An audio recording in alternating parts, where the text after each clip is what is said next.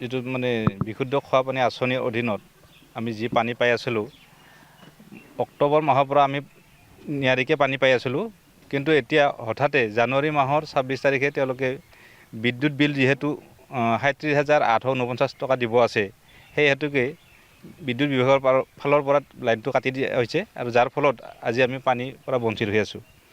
এই পানীখিনি পোৱাৰ ফলত আমাৰ প্ৰতি ঘৰ মানুহে ধুনীয়াকৈ পানীটো পাই আছিল আৰু আজি বন্ধ হোৱাৰ লগে লগে সকলোৰে কাৰোবাৰ দমকল বেয়া, কাৰোবাৰ মানে কিবা ফিল্টাৰ নাই, এনেকুৱা অৱস্থা হৈছে।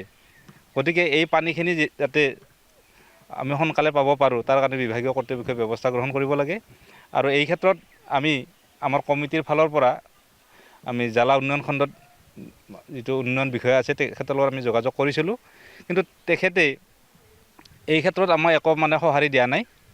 আৰু এই আঁচনিখনৰ চোৱা চিতা কৰা যিজন SO আছে তেখেতৰ লগত আমি যোগাযোগ কৰি আছোঁ। তেখেতে কৈছে যে আমি ইতিমধ্যে BTC-লৈকেও পঠাইছোঁ খবৰটো। গতিকে এই পইচাটো কোনে দিব লাগে প্ৰকৃততে, যে এইটো পইচা চৰকাৰে দিব লাগে। আৰু আমাৰ এই আঁচনিখন চলাই নিয়াৰ ক্ষেত্ৰত এজন জলমিত্ৰ আছে, তেখেতক এতিয়ালৈকে ট্ৰেইনিং দিয়াৰ ব্যৱস্থা কৰা নাই। আজি মোটামুটি 6-7 মাহ হৈ গ'ল।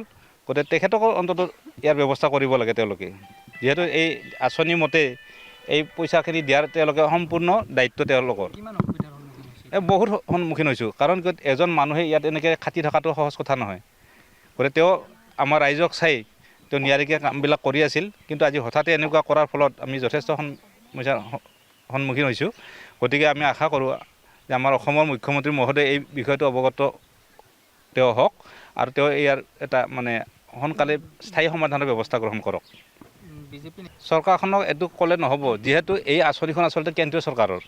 কেন্দ্ৰীয় চৰকাৰৰ এই আঁচনিখন যিহেতু জনমুখী কল্যাণ আঁচনিৰ অধীনত পৰে এইটো, আৰু যিহেতু আমাৰ মানুহৰ সুস্বাস্থ্যৰ কাৰণে বিশুদ্ধ পানীৰ প্ৰয়োজন।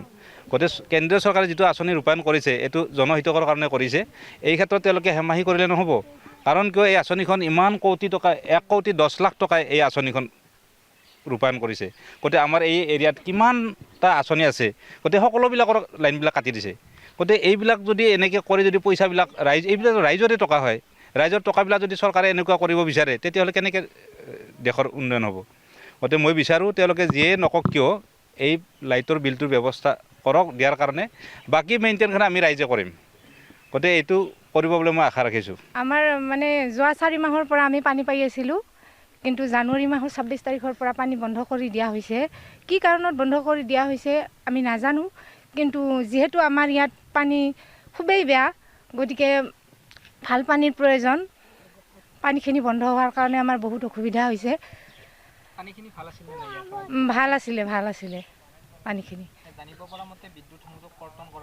হয়, পাইছোঁ।